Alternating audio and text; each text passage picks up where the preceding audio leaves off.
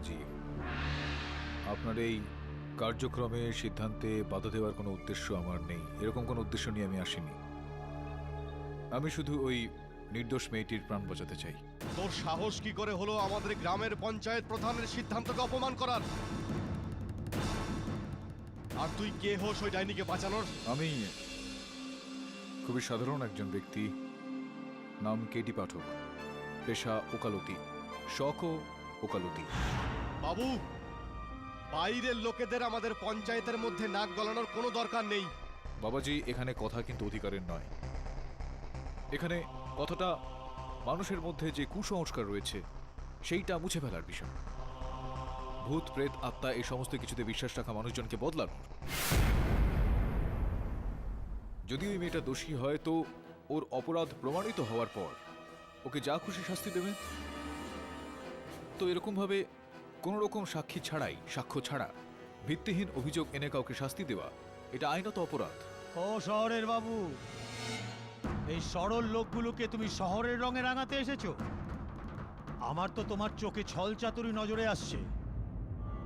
আমার তো এমন মনে হচ্ছে যে তুমি এই গ্রামের ধ্বংস চাইছো। ক্যা বাত হে, আপনি তো দেখছি অন্তর্যামী।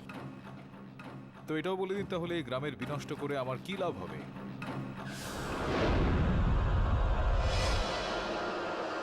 অর্থের লোভে এই সাধারণ চাষিদের জমিগুলো কেড়ে নিয়ে ওখানে গাড়ির কারখানা বানানোর জন্য শেঠরা তোমাকে পাঠিয়েছে। আচ্ছা দেখুন, অভিযোগ আনা খুবই সহজ বিষয় তান্ত্রিক বাবা। আপনার এই কথাটার কোনো প্রমাণ রয়েছে আপনার কাছে?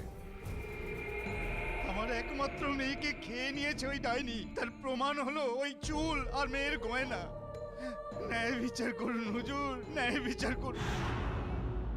ওই মহিলা ডাইনি, আর এই অমাবস্যার রাতেই ওকে পুড়িয়ে ওর ভেতরের ডাইনিকে একেবারে শেষ করে দিতে হবে, না হলে এই পুরো গ্রামটাকে ও শেষ করে দেবে। সাবিত্রী ডাইনি, এটা প্রমাণ হয়ে গেছে, আর ওর মরাও ঠিক হয়ে গেছে। বাবাজি, আমার কথার উপর বিশ্বাস রাখুন, ওই মেয়েটি ডাইনি নয়। ব্যাস, অনেক হয়েছে শহরের বাবু। চুপচাপ নিজের পায়েই শহরে ফিরে যাবে নাকি খাটের দরকার হবে তোমার? শহরে তো ফিরে যাব বাহুবলী বাবু, কিন্তু সত্য পর্যন্ত পৌঁছানোর পর।